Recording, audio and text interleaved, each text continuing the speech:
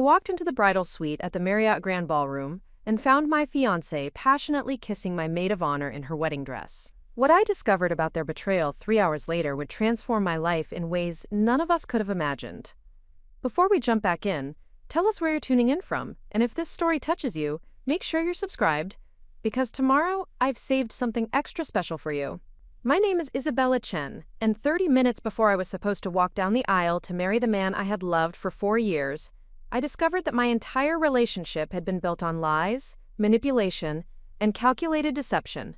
Standing in the doorway of what should have been my preparation room, watching David Martinez embrace my best friend Carmen Rodriguez, while she wore the bridesmaid dress I had personally selected for her, I felt my world collapse and rebuild itself in the span of a single heartbeat. The scene before me was so surreal that my mind initially refused to process what I was witnessing. David, dressed in his charcoal gray tuxedo with the platinum cufflinks I had given him for his birthday, had his hands tangled in Carmen's auburn hair while she pressed herself against him with desperate urgency. The makeup artist had left Carmen's lipstick perfectly applied, but now it was smeared across David's mouth like evidence of a crime I had never suspected was being committed. "Isabella," David stammered, pulling away from Carmen so quickly that she stumbled backward into the vanity table, sending bottles of perfume and cosmetics clattering to the floor. "This isn't what it looks like. We were just what, David?" I interrupted, my voice surprisingly steady despite the earthquake occurring in my chest. "Just practicing for the reception? Just making sure the wedding party chemistry was perfect." Carmen avoided my eyes, frantically adjusting her dress and attempting to repair her disheveled appearance. The woman who had been my closest friend since college, who had helped me choose my wedding dress, who had thrown my bachelorette party just 2 weeks earlier, could not meet my gaze, as the magnitude of her betrayal filled the elegant hotel suite. The irony of the situation was not lost on me. For 18 months, I had worked 70-hour weeks as a junior associate at Morrison, Sterling & Associates, one of Boston's most prestigious marketing firms, specifically to pay for this wedding. While David pursued his dream of becoming a professional photographer, contributing minimal income to our household, I had sacrificed my social life, my health, and my personal aspirations to ensure that our wedding would be the fairy tale celebration he claimed to want. Every detail of this day had been planned and paid for through my relentless dedication to advancing my career while supporting David's artistic ambitions. The venue rental cost had required me to take on additional client projects that kept me working until midnight most evenings. The catering expenses had forced me to skip lunch for 3 months to redirect that money toward our wedding fund. The photographer fees, which David had insisted be allocated to one of his mentor's colleagues, rather than allowing him to handle our wedding photos himself, had required me to sell my grandmother's jewelry collection. "Isabella, please listen to me," David said, his voice taking on the pleading tone that had always managed to convince me to forgive his previous indiscretions and lapses in judgment. "Carmen and I were talking about how nervous we both were about the ceremony, and things just got emotional. It doesn't mean anything. You know I love you. You know I want to marry you."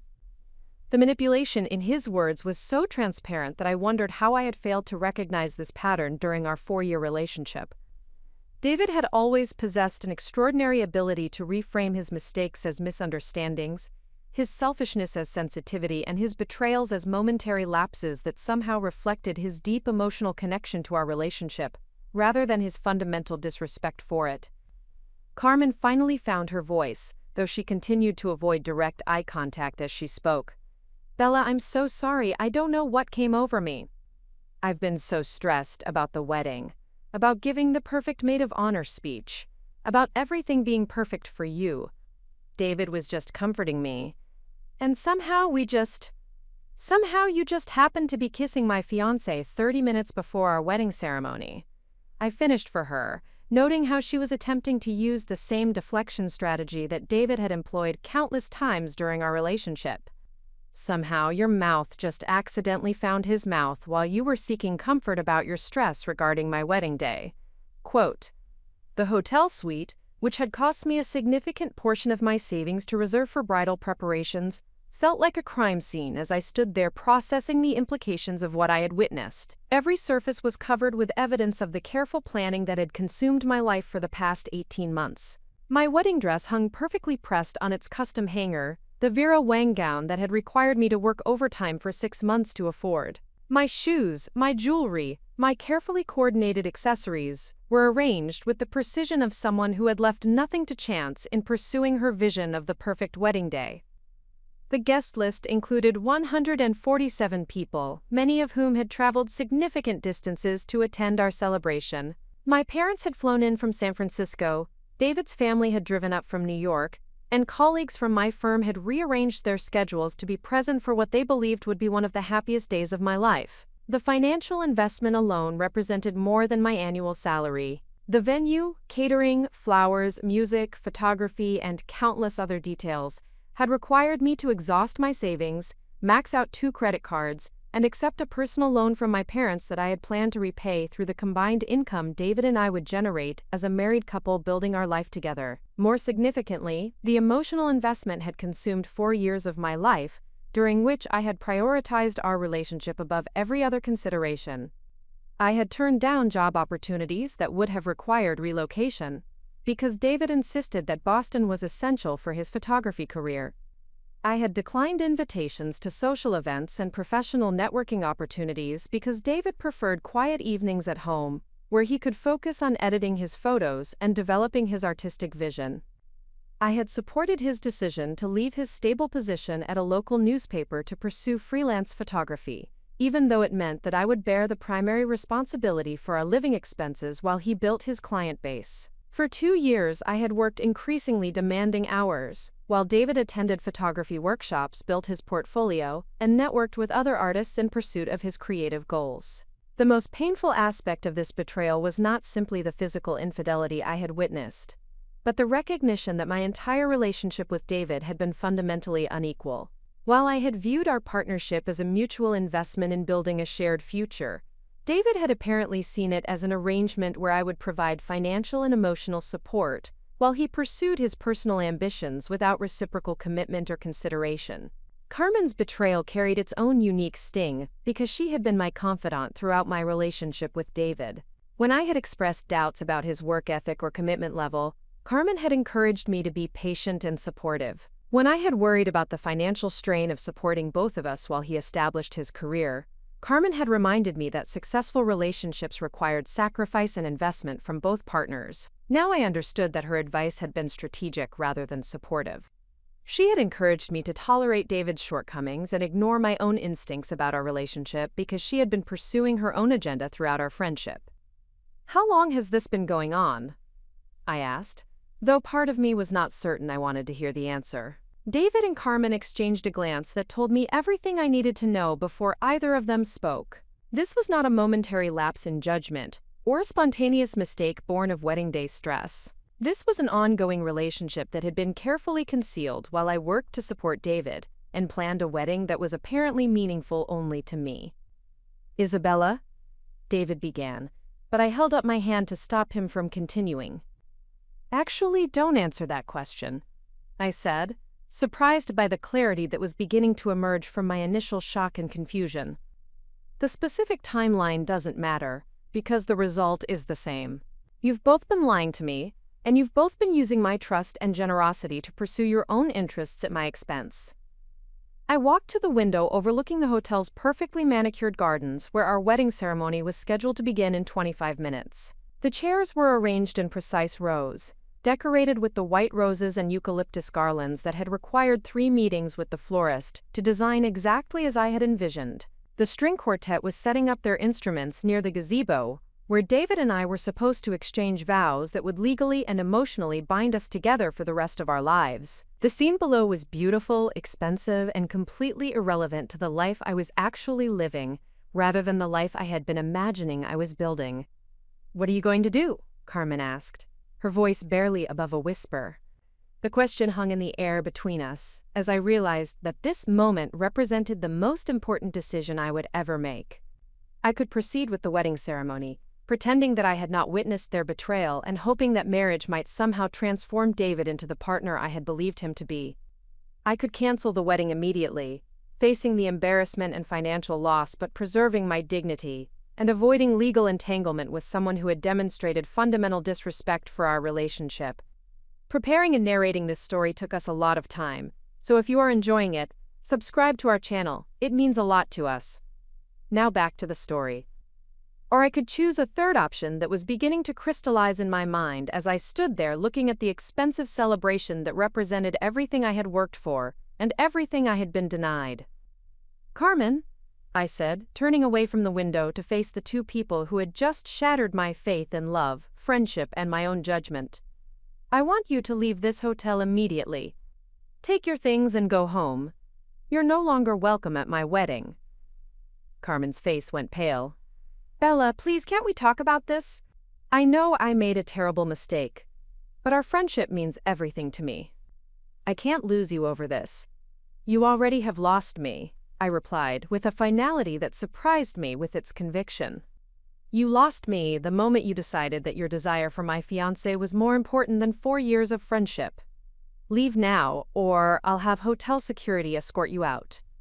Carmen gathered her purse and wrap, tears streaming down her carefully applied makeup, as she realized that her betrayal would cost her not only my friendship, but also her role in what was supposed to be one of the most important days of my life.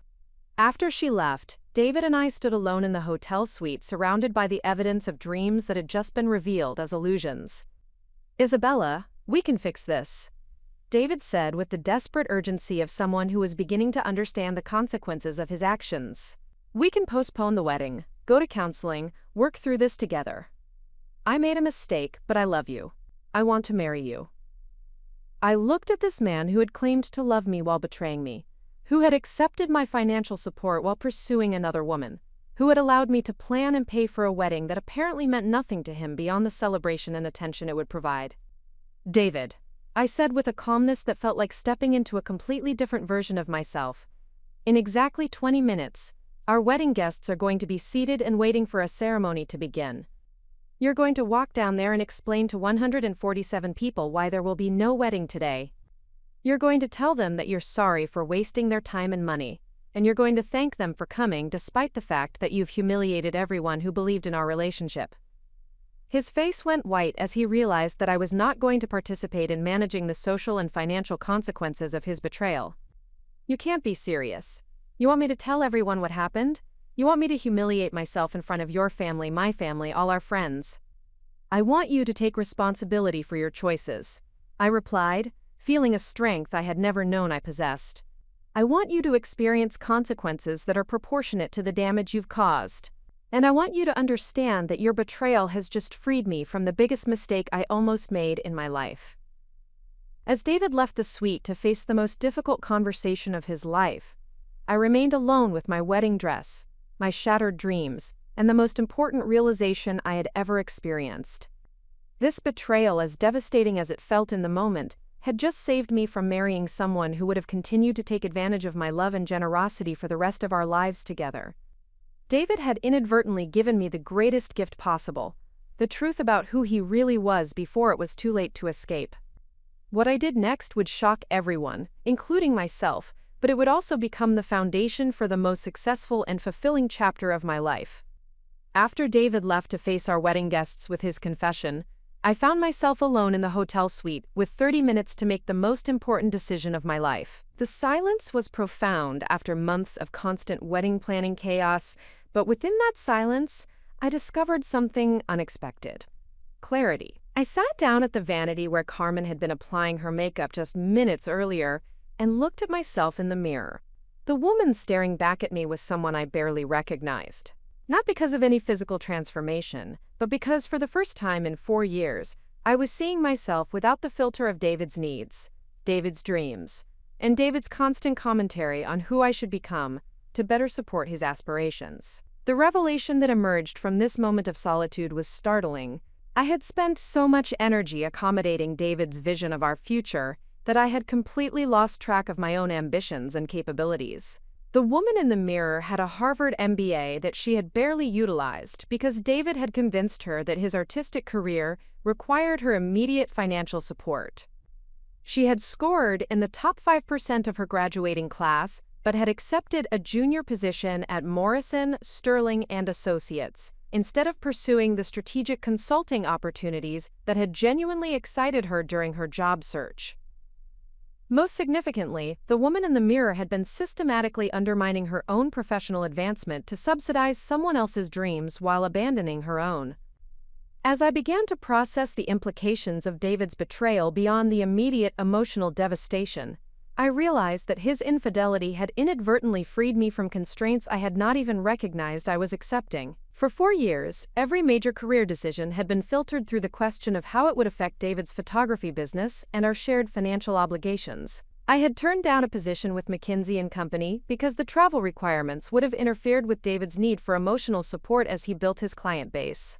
I had declined an opportunity to lead a major marketing campaign for a tech startup because the equity compensation structure was too uncertain to provide the steady income David required.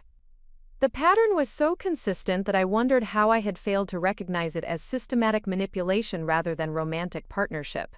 David had consistently positioned his needs as urgent and essential, while characterizing my career aspirations as optional luxuries that could be deferred indefinitely in service of our shared goals. But our goals, I now understood, had never actually been shared.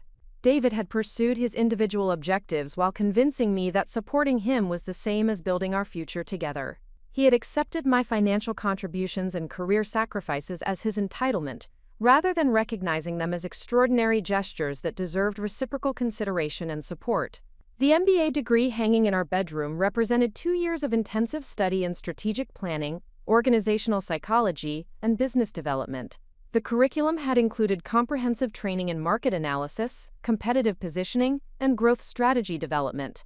I had graduated with distinction after completing a thesis on digital marketing transformation in traditional industries, research that had impressed my professors enough to recommend me for consulting positions with Fortune 500 companies. None of that expertise had been applied to advancing my own career, because David had consistently redirected my attention towards solving his business challenges and supporting his professional development.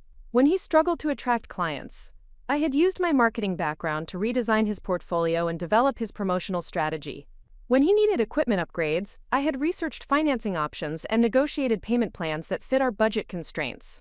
When he wanted to attend expensive workshops, I had found ways to cover the costs through overtime work and expense reduction.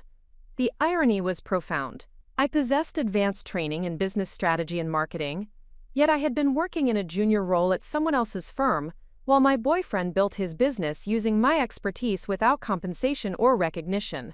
This realization led to a second, even more significant insight. Morrison, Sterling & Associates had hired me specifically because of my analytical capabilities and strategic thinking skills, but my current role utilized only a fraction of my potential.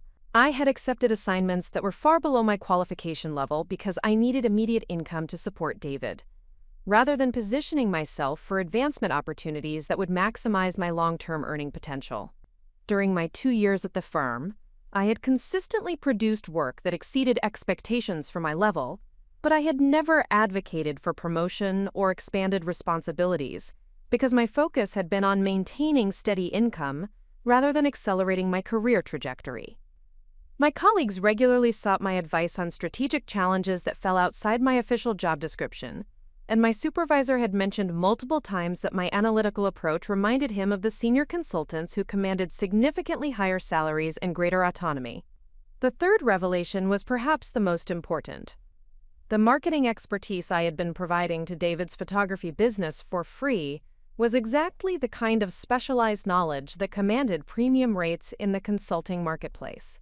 Digital marketing strategy for creative professionals was a rapidly growing niche, and my combination of formal business training and hands-on experience with an emerging photography business had given me insights that would be valuable to numerous clients facing similar challenges. I had been giving away consulting services worth thousands of dollars annually while working for someone else's firm at a fraction of my market value. The business development work I had done for David demonstrated capabilities that could easily support an independent consulting practice focused on helping creative professionals build sustainable, profitable businesses. As these insights accumulated, I began to understand that David's betrayal had not simply ended a relationship. It had removed the primary obstacle to pursuing the career I had always wanted but had convinced myself was impractical or impossible. The wedding expenses that had seemed so devastating 30 minutes earlier suddenly took on completely different significance. Instead of representing a financial catastrophe, they demonstrated my ability to execute complex projects, manage substantial budgets, and coordinate multiple vendors toward achieving specific objectives within rigid timeline constraints. The skills required to plan and finance a wedding for 147 guests were directly transferable to managing marketing campaigns and business development initiatives for paying clients. Furthermore, the personal loan from my parents that had seemed like a humiliating necessity now appeared as potential seed capital for launching my own consulting practice. Instead of using that money to subsidize David's lifestyle and career ambitions, I could invest it in building a business that would generate returns rather than simply covering expenses. The hotel suite around me was filled with evidence of my project management capabilities, attention to detail, and ability to execute vision under pressure. Every element of this wedding had been researched, negotiated, and coordinated through my personal efforts while I maintained my demanding schedule at Morrison, Sterling & Associates. The organizational skills required to manage this level of complexity while working 70-hour weeks demonstrated exactly the kind of multitasking and strategic thinking that successful consultants needed to serve multiple clients simultaneously. I opened my laptop and began documenting these realizations with the same systematic approach I had learned during my MBA program. The analysis that emerged was startling. Over the past 4 years, I had developed a comprehensive skill set in digital marketing, business development, project management, and strategic planning, while working with a photography business that had grown from startup to sustainable profitability largely through my contributed expertise. The portfolio of work I had completed for David included rebranding initiatives, website development, social media strategy, client acquisition systems, and pricing optimization. Each of these projects had generated measurable results that could be quantified and presented to potential clients as evidence of my capabilities. More importantly, the creative industry connections I had developed through David's network represented a ready-made client base for consulting services. I had attended countless gallery openings, photography workshops, and creative professional events, where I had met dozens of artists and entrepreneurs who struggled with the same business challenges I had helped David overcome. These individuals consistently expressed frustration with traditional business consultants who did not understand the unique challenges of creative enterprises. They needed someone who combined formal business training with practical experience in the creative industry, someone who could speak their language while providing sophisticated strategic guidance. I was uniquely positioned to serve this market because my combination of MBA-level business education and hands-on experience with creative business development was extremely rare. Most business consultants lacked practical understanding of creative industries, while most creative professionals lacked formal business training. The market opportunity was substantial and underserved. Creative professionals in Boston represented hundreds of potential clients who needed exactly the kind of strategic guidance I could provide. Photography studios, graphic design firms, marketing agencies, architectural practices, and freelance creative professionals all faced similar challenges in pricing, marketing, client acquisition, and business development.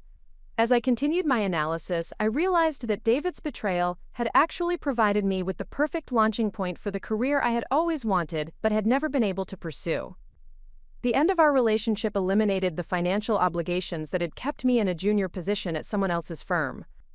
The wedding cancellation freed up time and mental energy that I could redirect toward building my own business. The emotional clarity that came from recognizing David's manipulation gave me confidence to trust my own judgment and pursue opportunities that aligned with my actual capabilities, rather than his perception of my role.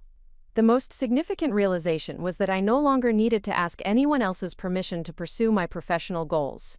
For 4 years, every career decision had required David's approval and had been evaluated based on its impact on his needs and preferences. Now I could make choices based solely on my own assessment of opportunities and my personal vision for my future. The woman looking back at me from the vanity mirror was not the victim of a romantic betrayal. She was a highly qualified business consultant who had just been freed from constraints that had prevented her from achieving her potential. She possessed advanced training, practical experience, industry connections, and demonstrated results that could support a thriving independent practice. The wedding dress hanging behind me represented the end of one chapter. but it also marked the beginning of something far more significant. Instead of becoming David's wife and continuing to subsidize his dreams while deferring my own, I was about to become the architect of my own success. The decision crystallized with remarkable clarity. I would not spend the next several years recovering from this betrayal. I would use it as the catalyst for the transformation I had been unconsciously preparing for throughout my entire relationship with David. The expertise I had developed, the connections I had made, and the confidence I was discovering would become the foundation for building exactly the kind of career I had always envisioned but had never believed was accessible. David's infidelity had not destroyed my future. It had revealed my future. As I began to change out of my wedding preparation clothes and into something more appropriate for the next phase of my life, I felt a surge of excitement that I had not experienced since graduating from business school. The path ahead was challenging, but it was my path, chosen according to my vision and executed according to my standards. What I would do next would indeed shock everyone, but it would also demonstrate that sometimes the worst betrayal becomes the greatest opportunity for those who possess the courage and capability to transform crisis into success. The transformation from devastated bride to strategic business analyst occurred with remarkable speed once I committed to viewing my situation through a professional lens rather than an emotional one. Within 40 minutes of discovering David's betrayal, I had converted the hotel suite into an impromptu research center where I began documenting the evidence that would support the most important business decision of my life. The first step required conducting a comprehensive audit of the work I had performed for David's photography business over the past 4 years.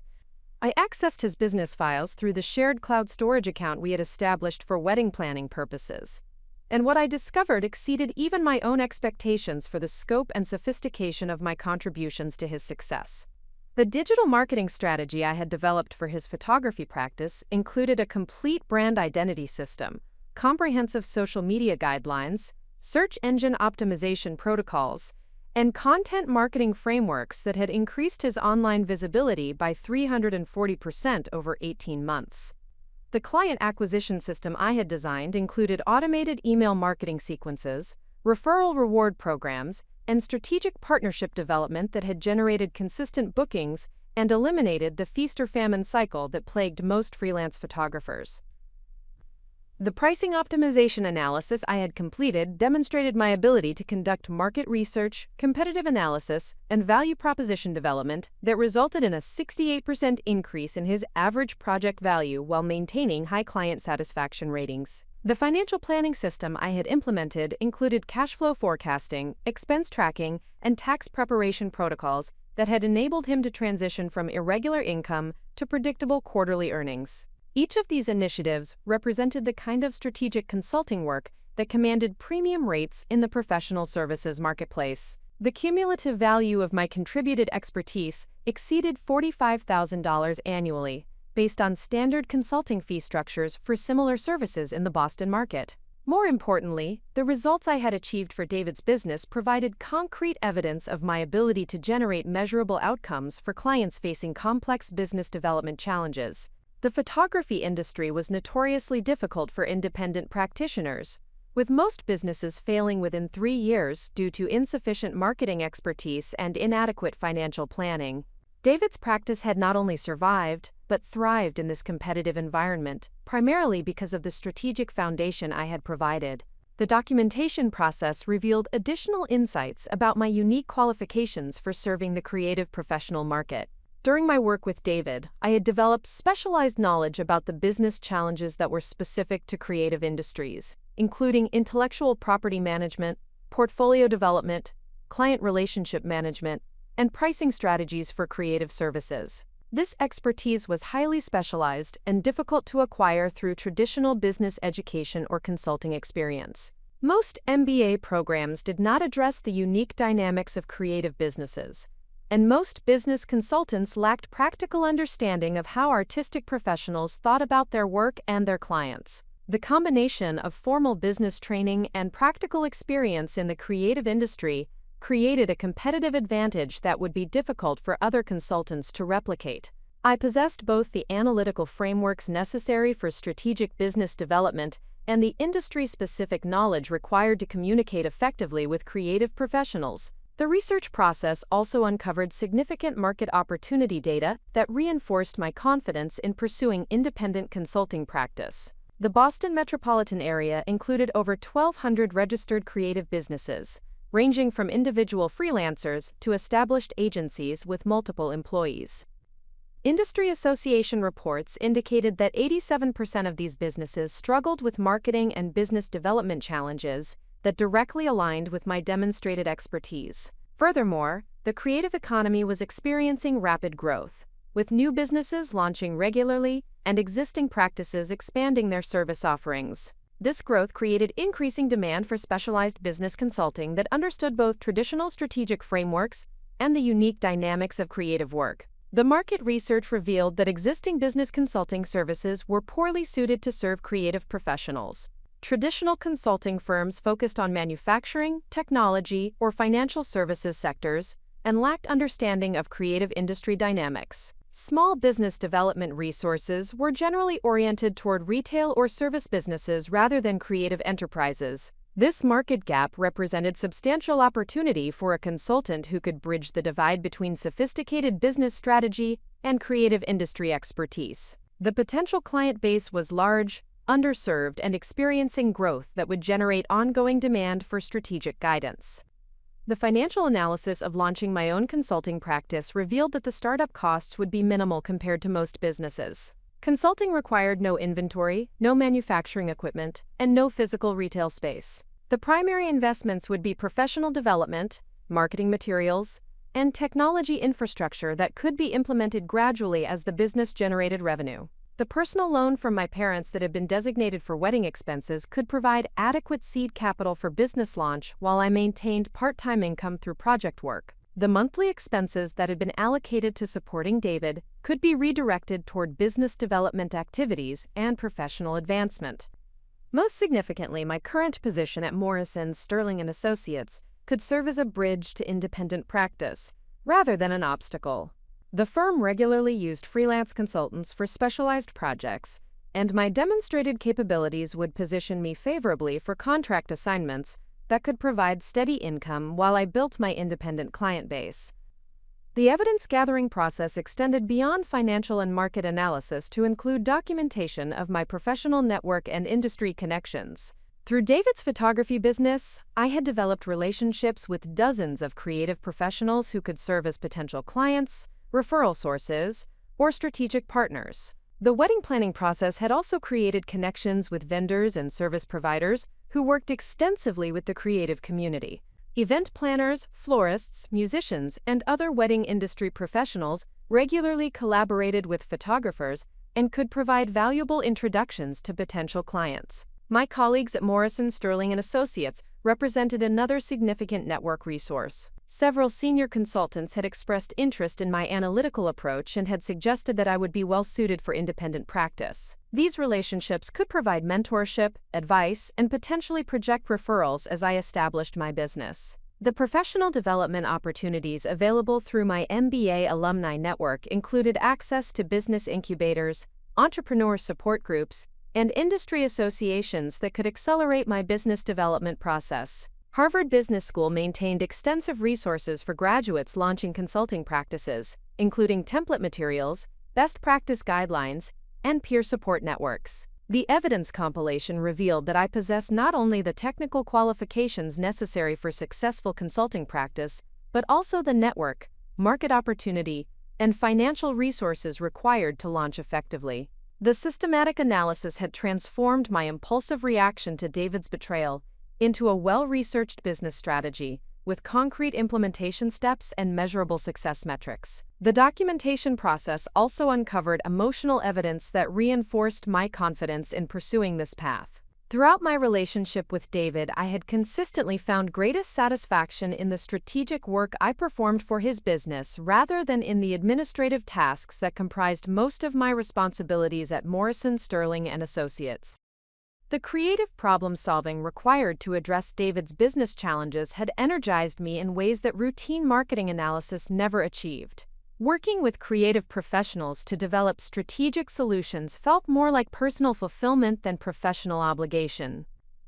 This emotional evidence suggested that independent consulting practice would provide not only financial advancement, but also greater alignment between my personal values and professional activities. Instead of supporting someone else's vision while suppressing my own aspirations, I would be building a practice that reflected my interests, utilized my capabilities, and generated outcomes that I could take full credit for achieving. The evidence-gathering process concluded with the recognition that David's betrayal had eliminated the primary obstacle to pursuing the career I had always wanted, but had convinced myself was too risky or impractical. The security I had prioritized through my relationship with David and my junior position at Morrison, Sterling & Associates had been illusory. David had demonstrated that emotional security based on someone else's commitment was unreliable, and my underutilization at the consulting firm had limited my financial security by constraining my earning potential.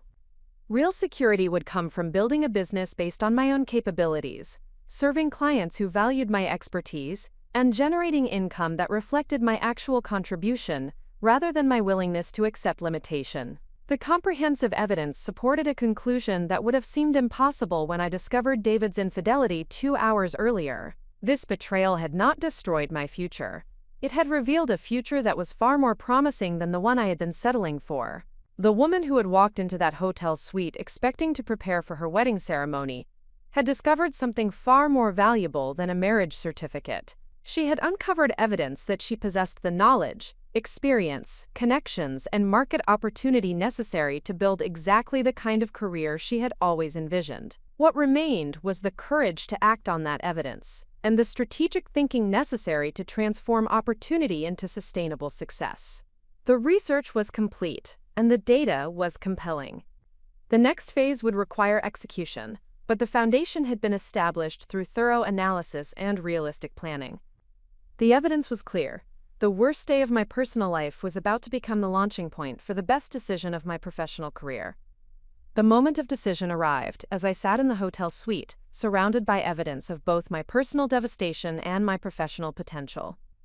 3 hours had passed since discovering David's betrayal, and the wedding guests had long since departed after his stammering explanation of why there would be no ceremony. The silence in the suite felt different now, charged with possibility rather than weighted with loss. Before me lay 2 distinct paths that would determine not only my immediate response to this crisis, but the entire trajectory of my professional life. The safe choice would be to maintain my current position at Morrison, Sterling & Associates while gradually recovering from the emotional and financial damage of the canceled wedding. This approach would provide steady income and familiar routine, while I processed the betrayal and rebuilt my personal life according to conventional expectations. The transformative choice would be to leverage this disruption as an opportunity to launch the independent consulting practice that my research had proven was not only viable but potentially extraordinary. This path offered the possibility of financial independence, professional fulfillment, and personal validation that exceeded anything I could achieve through traditional employment. The decision-making framework I had learned during my MBA program required systematic evaluation of risks, resources, and potential returns for each alternative. The analysis revealed that the apparently safe choice carried significant hidden risks that had become visible only through the clarity that David's betrayal had provided. Remaining at Morrison, Sterling & Associates would perpetuate the systematic underutilization of my capabilities that had already cost me 4 years of career advancement. The junior associate position offered minimal growth potential and compensation that would require decades to achieve the financial independence I could potentially reach within 5 years through successful consulting practice. More importantly, staying in my current role would mean continuing to provide my expertise to generate profits for other people, rather than building equity and reputation for myself. The emotional risks of the safe choice were equally significant. Returning to the routine that had enabled me to tolerate David's exploitation would likely result in similar patterns of self-limitation and deferred ambition. The clarity I had gained about my professional potential might gradually erode under the pressure of daily responsibilities and the comfort of predictable mediocrity. The transformative choice carried obvious risks related to income uncertainty, client acquisition challenges, and the substantial effort required to establish credibility in a competitive marketplace. However, my research had demonstrated that these risks were manageable through strategic planning and gradual implementation, rather than representing insurmountable obstacles. The most significant factor in my decision-making process was the recognition that the resources necessary for successful business launch had aligned in ways that would be difficult to replicate in the future. The personal loan from my parents provided seed capital that would otherwise have been unavailable. The end of my relationship with David eliminated ongoing financial obligations that had previously made income uncertainty unacceptable. The emotional clarity resulting from his betrayal had revealed professional insights that might not have emerged under less dramatic circumstances. This convergence of resources, motivation, and opportunity represented what strategic planners recognized as an inflection point, where conditions favored decisive action rather than incremental change. The window for launching my consulting practice under optimal circumstances might not remain open indefinitely. The personal values analysis revealed even more compelling reasons to pursue the transformative path. Throughout my relationship with David, I had compromised my professional ambitions in service of stability and partnership that proved to be illusory. The pattern of prioritizing security over growth had resulted in neither genuine security nor meaningful personal development. The consulting practice would align my professional activities with my core values of excellence, independence, and meaningful contribution. Instead of generating profits for others while accepting limited compensation and recognition, I would build a business that provided direct correlation between effort and reward. Instead of adapting my capabilities to fit predetermined roles, I would create services that maximized my unique strengths and expertise. The decision crystallized as I considered the long-term implications of each choice. 5 years from now, the safe path would likely result in modest promotion within Morrison, Sterling & Associates, gradual recovery from the financial losses of the canceled wedding, and eventual development of another relationship to replace what I had lost with David. This outcome would restore the status quo, but would not address the fundamental limitations that had made me vulnerable to exploitation and underachievement. The transformative path offered the possibility of establishing a thriving consulting practice that generated both financial independence and professional recognition for my expertise. 5 years of focused effort could result in a client base that provided sustainable income, a reputation that attracted high-value projects, and personal satisfaction that came from building something meaningful according to my own vision. The risk analysis confirmed that the potential rewards of the transformative choice significantly outweighed the risks when evaluated from a strategic rather than emotional perspective. The worst-case scenario for launching my consulting practice would be returning to traditional employment after gaining valuable entrepreneurial experience and expanding my professional network. The best-case scenario included financial independence, industry recognition, and the personal fulfillment that came from maximizing my professional potential. The implementation planning required addressing several critical factors that would determine the success of my business launch. The transition strategy needed to minimize financial risk while maximizing my ability to focus on client acquisition and service delivery. The marketing approach needed to leverage my existing network while establishing credibility with potential clients who were unfamiliar with my background. The service development required creating offerings that differentiated my practice from existing competitors while meeting genuine market needs. The financial planning revealed that a gradual transition would be more sustainable than immediate departure from Morrison, Sterling & Associates. By negotiating part-time status or project-based work with my current employer, I could maintain steady income while building my independent practice. This approach would also provide additional time to develop my service offerings and establish initial client relationships before committing fully to independent practice. The market entry strategy would focus on the creative professional segment, where my combination of formal business training and practical industry experience created the strongest competitive advantage. Initial services would include digital marketing strategy, business development planning, and financial management systems that addressed the most common challenges faced by photography studios, design firms, and other creative businesses. The networking approach would leverage the connections I had developed through David's photography business, while expanding into broader creative industry associations and professional development groups. The wedding vendor relationships could provide additional referral sources, since these businesses regularly collaborated with creative professionals who needed strategic guidance. The personal development plan included acquiring additional certifications in digital marketing and business consulting that would enhance my credibility with potential clients. The Harvard Business School Alumni Network provided access to entrepreneurship resources and mentorship opportunities that could accelerate my business development process. The timeline for implementation required immediate action on several fronts, while allowing sufficient time for thorough preparation. The conversation with my supervisor at Morrison Sterling & Associates needed to occur within the week to negotiate transition arrangements.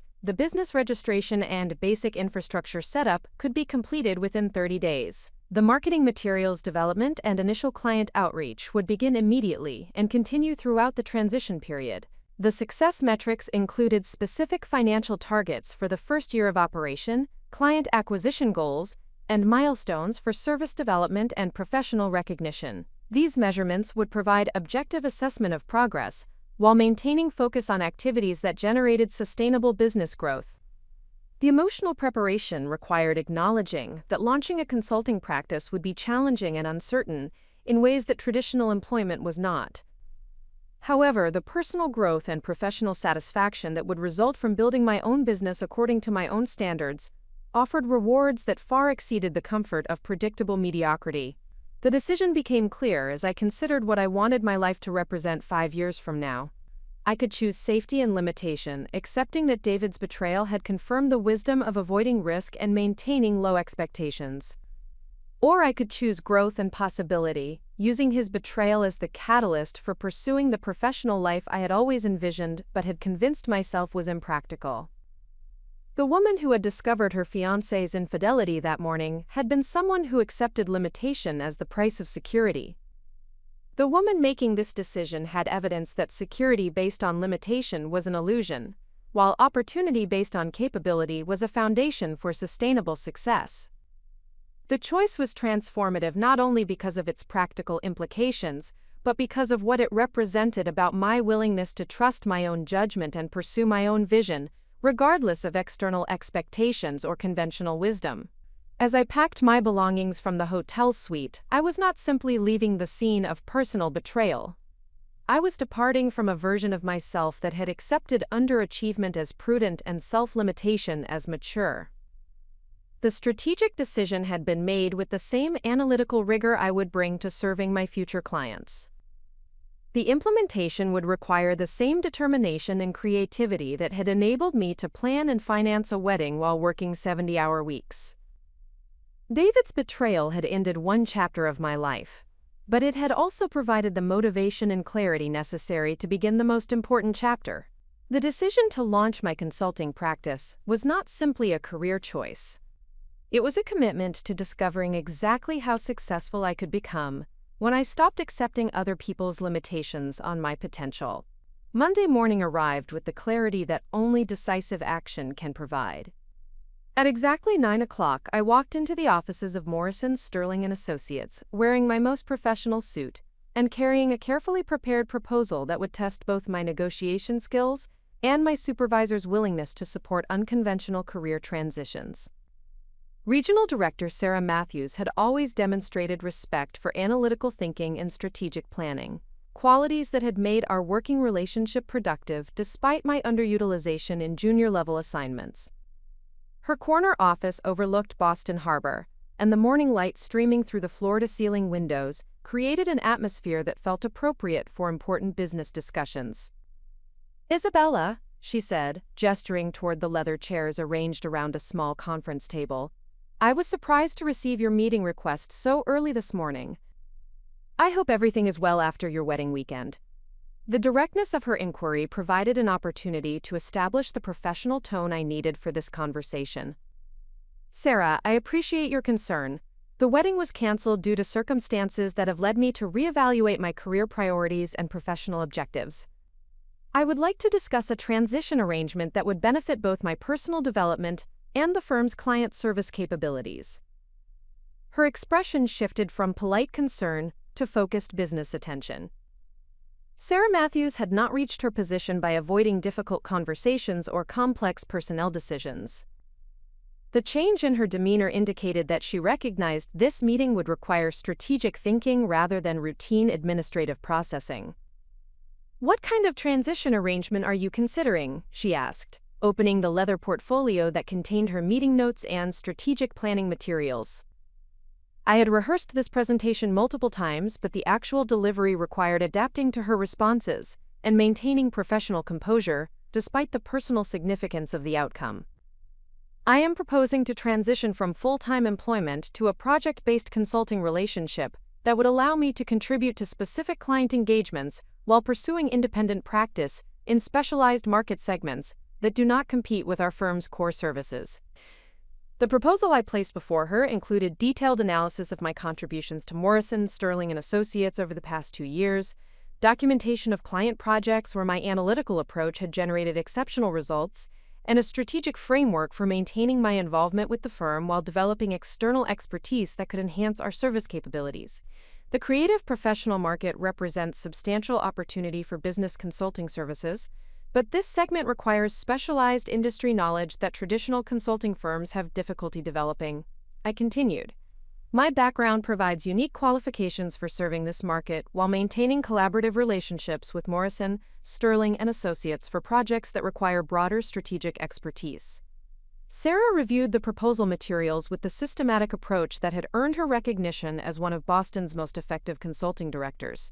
Her questions revealed both genuine interest in the business opportunity and practical concerns about precedent and implementation logistics. Isabella, this proposal demonstrates sophisticated thinking about market positioning and service differentiation. However, I need to understand how this arrangement would work practically. What specific projects would you handle for us? And how would we manage client relationships and quality control for your independent work? The implementation details had required extensive planning to address exactly these concerns. The hybrid arrangement needed to provide value for Morrison, Sterling & Associates, while allowing me sufficient independence to build my consulting practice. The solution involved structuring my involvement as a specialized contractor rather than a departing employee seeking accommodation. I would be available for digital marketing projects and creative industry consulting assignments that require the combination of formal business training and practical industry experience, I explained. The arrangement would provide Morrison, Sterling & Associates with access to specialized expertise without the overhead costs of full-time employment, while giving me the flexibility to develop independent client relationships in market segments that complement rather than compete with our existing services. The conversation continued for 90 minutes as we explored various scenarios and potential complications.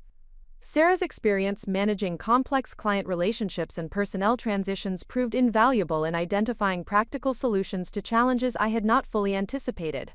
The most significant obstacle involved client perception and professional credibility. Morrison, Sterling & Associates had built its reputation on providing comprehensive strategic guidance through experienced senior consultants. Introducing a hybrid arrangement with a former junior associate who was simultaneously building independent practice required careful positioning to maintain client confidence and competitive advantage. The key issue is ensuring that your independent work enhances rather than undermines your credibility with our clients, Sarah observed. If you develop recognized expertise in the creative professional market, that specialization could actually strengthen your value for our projects that involve similar challenges. Her insight revealed an opportunity I had not fully considered. Success in independent practice would enhance my qualifications for higher-level assignments with Morrison, Sterling & Associates, rather than limiting my involvement to routine projects. The creative industry expertise I developed could differentiate me from other contractors and justify premium compensation for specialized consulting services. The negotiation process tested skills I had developed during my MBA program, but had never applied in such personally significant circumstances. The outcome would determine not only my immediate financial stability, but also my credibility for future business development efforts. Successful negotiation would demonstrate my ability to create mutually beneficial arrangements under pressure, while failure would suggest that my business planning had been insufficient for real-world implementation. The breakthrough came when Sarah recognized that my proposal addressed several strategic challenges that Morrison, Sterling & Associates faced in expanding their service offerings without increasing fixed costs. The creative professional market represented growth opportunity that the firm had identified but lacked resources to pursue effectively. My specialized background could provide access to this market while maintaining focus on higher-margin client segments that generated the majority of firm revenue. I am willing to approve a 6-month pilot arrangement, Sarah announced. with specific performance metrics and evaluation criteria that will determine whether this relationship provides sufficient value for long-term continuation. The arrangement will include retainer compensation for guaranteed availability, plus project-based fees for specific assignments. The terms she outlined exceeded my expectations for both financial compensation and professional recognition. The retainer would provide steady income during the crucial early months of my consulting practice, while the project fees would reflect the specialized expertise I brought to creative industry assignments. More importantly, the arrangement would allow me to maintain professional relationships and credibility within the consulting industry while building independent practice. The association with Morrison, Sterling & Associates would enhance my positioning with potential clients who valued connections to established consulting firms.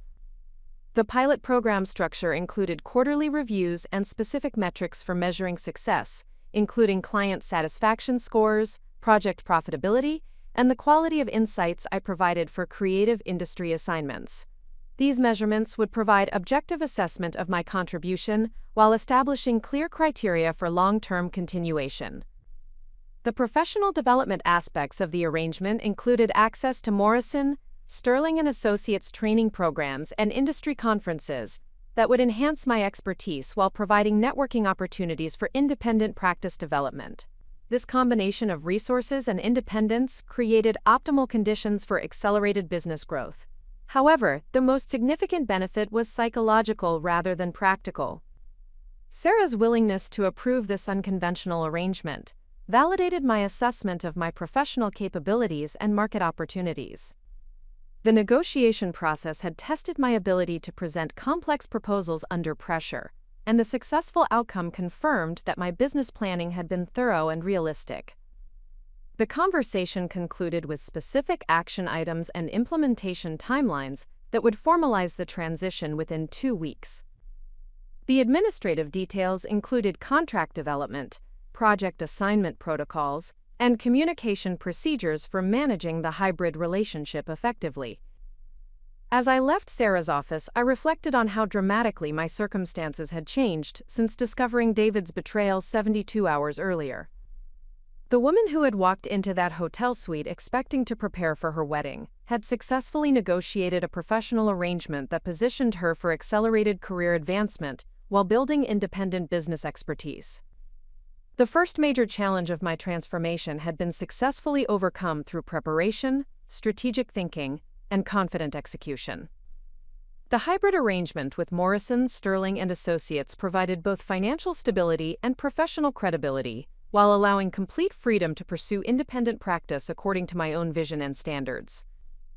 The negotiation had also revealed that my analytical capabilities and strategic thinking skills were sufficient for complex business development challenges.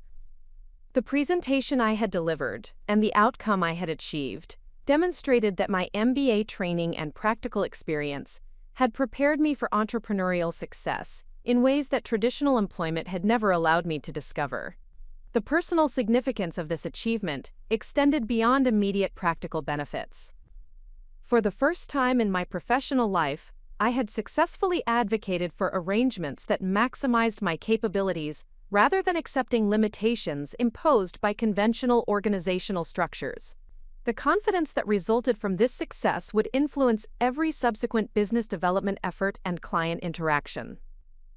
The first test of my transformation had confirmed that David's betrayal had indeed freed me to pursue opportunities that aligned with my actual potential rather than his perception of my role. The woman who had accepted underutilization and systematic limitation had been replaced by someone who could negotiate complex professional arrangements and create value for multiple stakeholders simultaneously. The hybrid consulting arrangement represented more than career transition.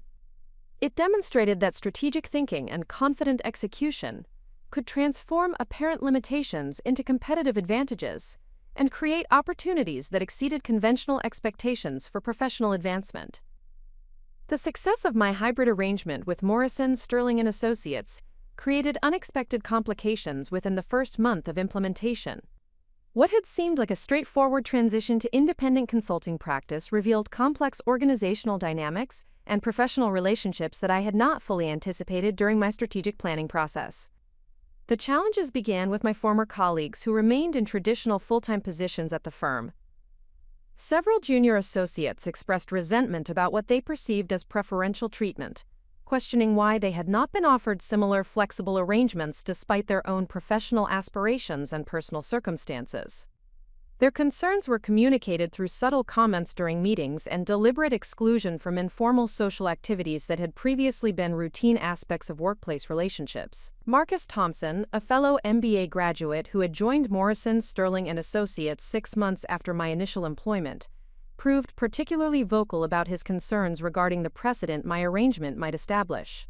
During a project planning meeting for a technology sector client, he questioned whether my divided attention between firm assignments and independent practice would compromise the quality of analysis and strategic recommendations that clients had come to expect from the firm. "I understand that Isabella has developed specialized expertise in creative industries," Marcus observed during the client strategy session, "but I wonder whether maintaining external consulting relationships might create conflicts of interest or reduce the focus necessary for delivering exceptional results to our primary clients." His comments were professionally phrased but clearly designed to undermine confidence in my ability to fulfill my commitments to Morrison, Sterling & Associates while building independent practice.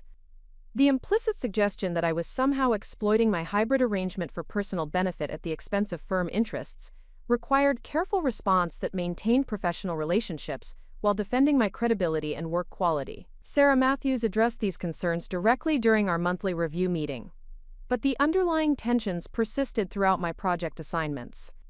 The increased scrutiny from colleagues meant that every analysis I produced and every client interaction I conducted was evaluated not only for professional quality, but also for evidence that my independent activities were affecting my performance for firm clients. The pressure to exceed expectations in every aspect of my work for Morrison, Sterling & Associates became both motivating and exhausting. Each project required demonstrating that my specialized expertise enhanced rather than detracted from my contributions to traditional consulting assignments.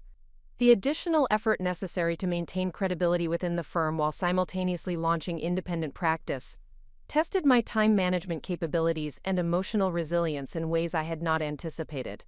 The second significant challenge emerged from within the creative professional community that represented my target market for independent consulting services. Word of my business launch had spread through industry networks, but initial client acquisition proved more difficult than my market research had suggested. Many creative professionals expressed interest in strategic guidance but demonstrated reluctance to invest in formal consulting services due to cash flow constraints and skepticism about the value of business strategy for artistic enterprises. The disconnect between identified market need and willingness to purchase consulting services revealed gaps in my understanding of client psychology and decision-making processes within creative industries. Professional photographers, graphic designers, and other creative practitioners consistently acknowledged business development challenges but struggled to justify consulting expenses when their immediate focus remained on artistic production and client service delivery. Elena Rodriguez, the owner of a successful graphic design studio, exemplified this pattern during our initial consultation meeting. She described significant challenges with pricing strategy, client acquisition, and financial planning that directly aligned with my service offerings. However, when I presented consulting proposals that addressed her specific needs, she expressed concern about the investment required and questioned whether strategic planning would generate sufficient return to justify the expense. "Isabella, I understand the value of what you're offering," Elena explained during our follow-up conversation. "But my business operates on very tight margins, and I need to see immediate results from any investment I make. Strategic planning sounds important, but I'm not sure how it translates into bookings and revenue that will pay for itself within the next few months." Quote. Her response revealed fundamental differences between creative industry business models and the traditional corporate clients that business consultants typically served. Creative professionals often operated with irregular income streams, minimal financial reserves, and immediate cash flow requirements that made long-term strategic investments appear risky rather than prudent. The challenge required developing service offerings and pricing structures that accommodated the financial realities of creative businesses while providing sufficient value to justify consulting expenses. This adaptation process demanded creativity and flexibility that had not been necessary during my work with corporate clients through Morrison, Sterling & Associates. The solution involved restructuring my services to include implementation support and performance guarantees that reduced perceived risk for creative industry clients. Instead of providing strategic recommendations that clients would implement independently, I developed packages that included hands-on assistance with marketing campaigns, financial system development, and business process optimization that generated measurable results within specific timeframes. The third challenge involved competition from established business coaches and marketing consultants, who had recognized the growing creative professional market and were positioning themselves to serve this segment. Several competitors had begun offering services similar to my consulting packages, often at lower price points that appealed to cost-conscious creative businesses. Jennifer Walsh, a marketing consultant with 15 years of experience serving small businesses, had recently launched a specialized program for creative professionals that included group coaching sessions, template materials, and online resources at prices significantly below my individual consulting fees. Her marketing emphasized practical tools and immediate implementation, rather than strategic analysis and customized solutions. The competitive pressure required differentiating my services based on the unique value proposition that my combination of MBA training and creative industry experience provided. The challenge involved communicating the benefits of sophisticated strategic analysis in ways that creative professionals could understand and appreciate, compared to more basic marketing guidance and generic business advice.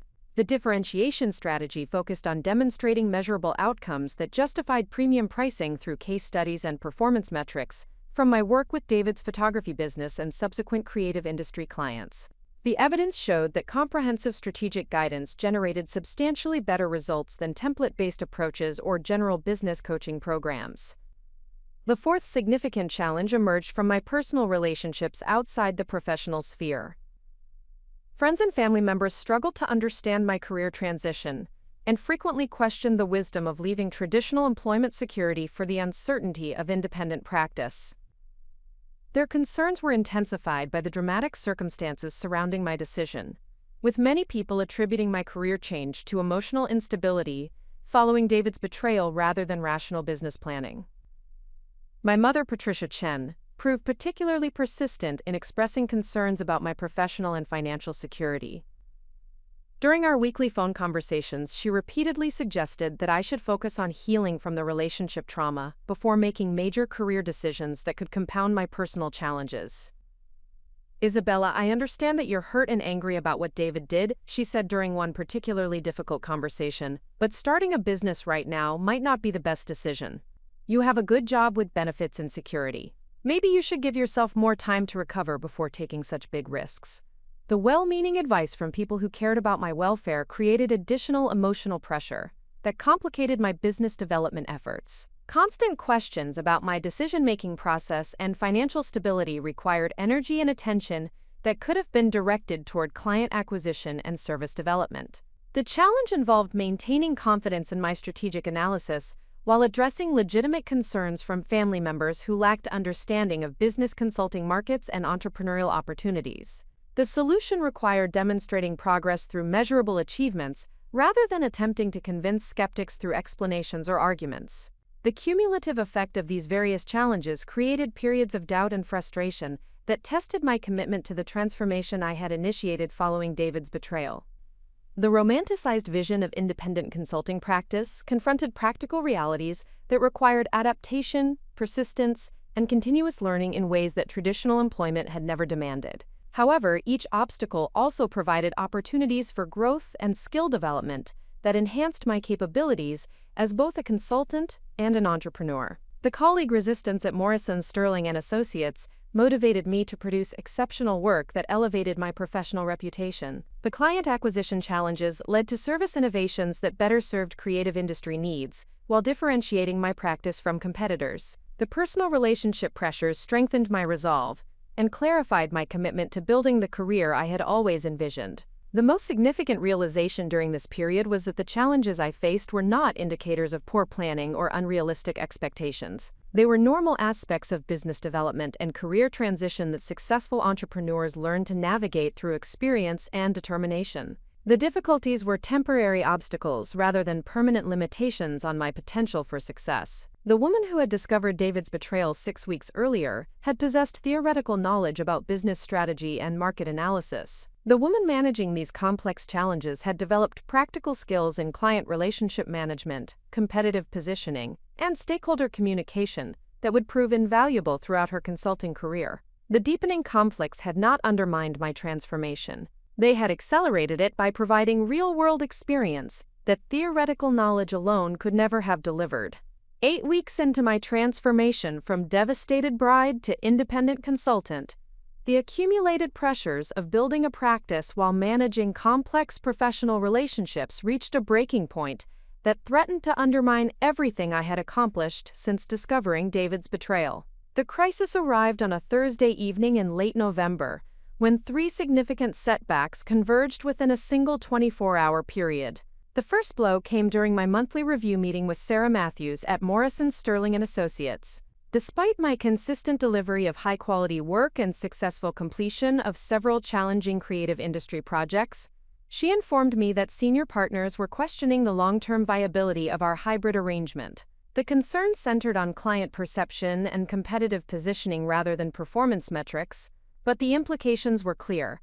My consulting relationship with the firm faced potential termination within the next quarter. Isabella, your work quality has been exceptional, and client feedback remains consistently positive, Sarah explained as she reviewed my performance documentation. However, several senior partners believe that maintaining hybrid arrangements with former employees creates precedents that could undermine our positioning as a premium consulting firm. They are concerned that clients might question our commitment to their projects if they perceive our consultants as having divided loyalties. The feedback represented a fundamental shift in firm leadership perspective that had nothing to do with my actual performance or contribution to client success. The political dynamics within Morrison, Sterling & Associates had evolved in ways that made my arrangement increasingly problematic regardless of the value I provided or the results I achieved for specific projects. The potential loss of my consulting relationship with the firm would eliminate the steady retainer income that had provided financial stability during the early stages of building my independent practice. More significantly, it would remove the professional credibility and industry connections that had enhanced my positioning with potential clients who valued association with established consulting organizations. The second setback occurred when my largest independent client, Creative Dynamics Studio, announced they were terminating our consulting agreement due to cash flow difficulties that required immediate reduction of all non-essential expenses. The decision came without warning despite positive results from our strategic marketing initiative that had increased their client inquiries by 47% over 6 weeks. Michael Torres, the studio owner, delivered the news during what I had expected to be a routine progress review meeting.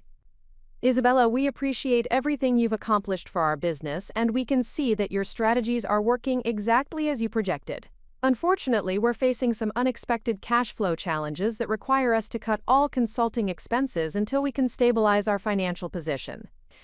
The termination eliminated my most significant source of independent consulting revenue and raised questions about the sustainability of serving creative industry clients whose financial volatility made long-term commitments difficult to maintain.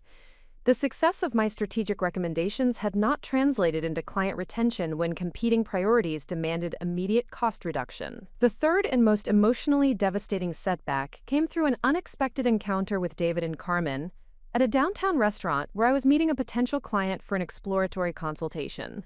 They were seated at a corner table, clearly comfortable and intimate, in ways that suggested their relationship had developed far beyond the momentary lapse they had claimed during our confrontation at the hotel.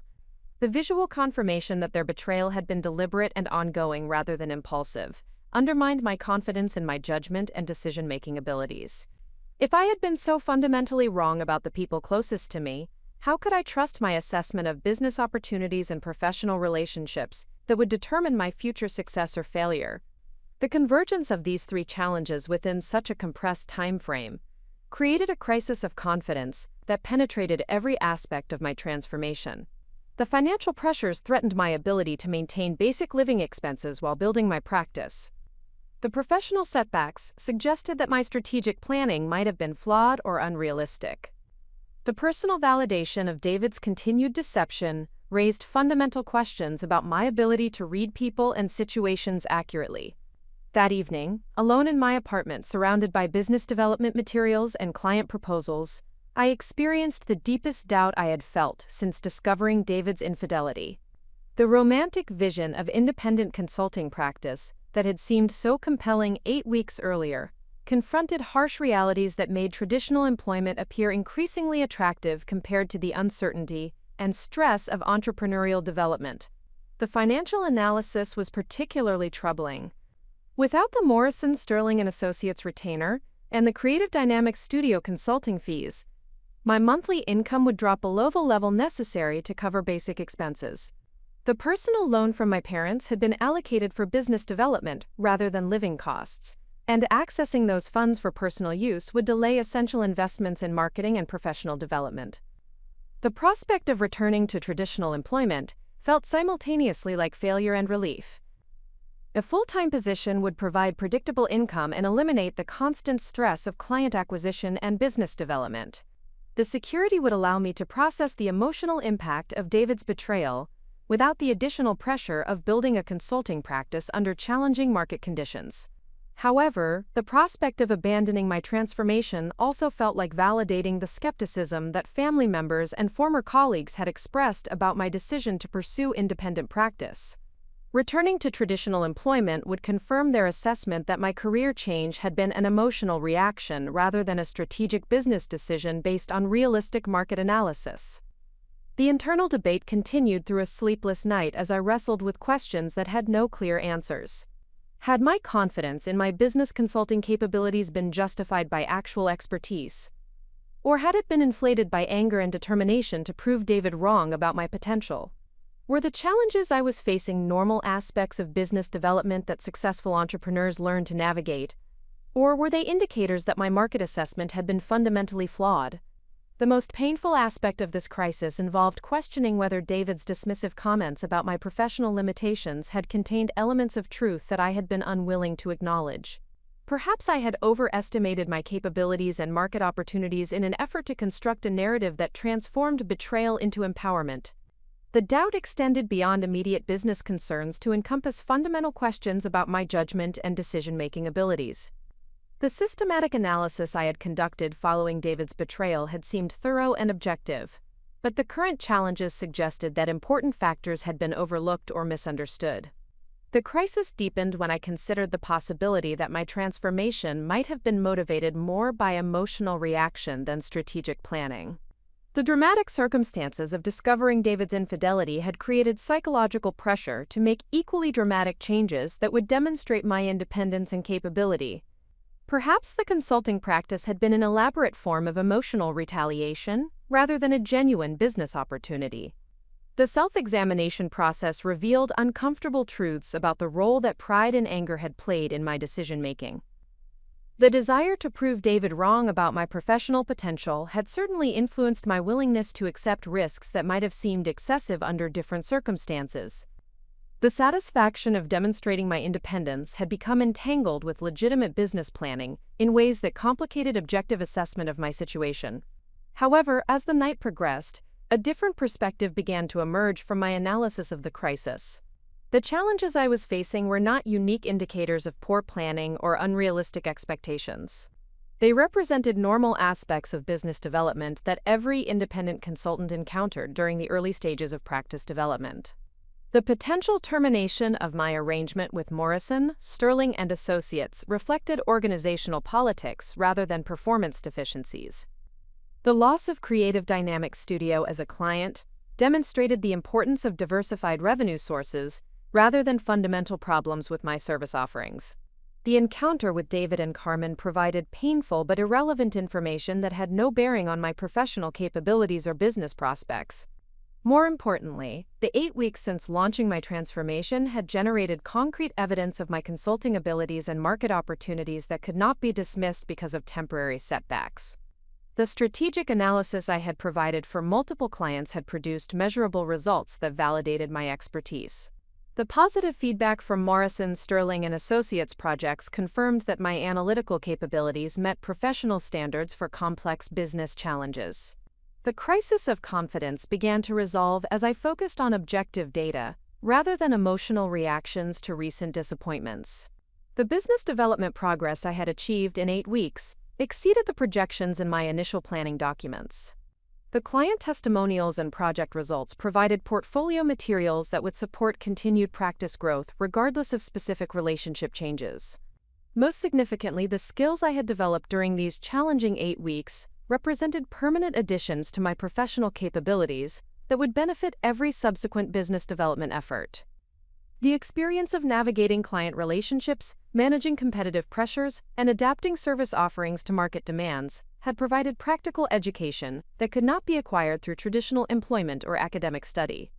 The woman experiencing this crisis of confidence possessed dramatically enhanced capabilities compared to the person who had discovered David's betrayal 8 weeks earlier. The setbacks were temporary obstacles rather than permanent limitations on potential for continued growth and success. The resolution came with the recognition that doubt and discouragement were natural components of any significant personal or professional transformation. The challenges I was facing provided evidence that I was pushing beyond comfortable limitations, rather than indicators that my goals were unrealistic or unattainable. The moment of doubt had tested my commitment to the path I had chosen, but it had also clarified the reasons why independent consulting practice remained the best option for maximizing my professional potential. The alternative of returning to traditional employment would eliminate current uncertainties, but it would also abandon the opportunity to build something meaningful according to my own vision and standards. As dawn approached, I made the decision that would determine whether my transformation continued or concluded. The setbacks of the previous day would become learning experiences that strengthened my practice rather than reasons to abandon the most important professional opportunity of my life. The dawn that followed my night of profound doubt brought with it a clarity that would fundamentally reshape not only my approach to business development, but my understanding of what constituted genuine professional success. The crisis had stripped away the romantic notions about entrepreneurship that had initially motivated my transformation, revealing the core principles and capabilities that would sustain long-term achievement regardless of temporary setbacks or external circumstances. The resolution began with a systematic analysis of what I had actually accomplished during the 8 weeks since discovering David's betrayal, measured against objective criteria rather than emotional reactions to recent disappointments. The documentation revealed a pattern of consistent progress and skill development that had been obscured by my focus on isolated challenges rather than cumulative achievements. The consulting projects I had completed for Morrison, Sterling & Associates had generated client satisfaction scores that exceeded firm averages for similar engagements. The strategic recommendations I had developed for creative industry clients had produced measurable improvements in revenue, efficiency, and market positioning that could be verified through concrete data rather than subjective assessments. The business development activities I had undertaken had created a pipeline of potential clients and referral sources that represented substantial future opportunities regardless of current contract status. More significantly, the professional capabilities I had developed during this intensive period extended far beyond the specific consulting skills that appeared on my service offerings. The experience of managing multiple client relationships simultaneously had enhanced my project management abilities and time allocation strategies. The necessity of adapting my communication style to serve different industry segments had improved my presentation skills and stakeholder management techniques. The pressure of building credibility within competitive markets had strengthened my analytical frameworks and strategic thinking processes. The transformation that had occurred was not simply about launching a consulting practice or generating independent income. It involved fundamental development of leadership capabilities that would provide competitive advantages throughout my career, regardless of the specific organizational context or business model I eventually chose to pursue. The recognition of this broader transformation began to reshape my understanding of the challenges I was facing. The potential termination of my arrangement with Morrison, Sterling & Associates represented an opportunity to focus entirely on independent practice development rather than a catastrophic loss of essential support. The departure of Creative Dynamics Studio as a client provided valuable lessons about cash flow management and contract structuring that would improve my service delivery for future engagements. The encounter with David and Carmen confirmed that my decision to pursue independent transformation had been correct, rather than indicating any deficiency in my judgment or planning capabilities. The psychological shift from viewing challenges as threats to recognizing them as development opportunities created space for strategic thinking about how to leverage recent experiences for accelerated business growth. The setbacks had revealed specific areas where my business model required refinement and had provided practical education about client relationship management that could not have been acquired through theoretical study or traditional employment. The enhanced perspective also clarified the fundamental differences between the person I had become through this transformation process and the individual who had tolerated systematic underutilization in her relationship with David and her role at Morrison, Sterling & Associates.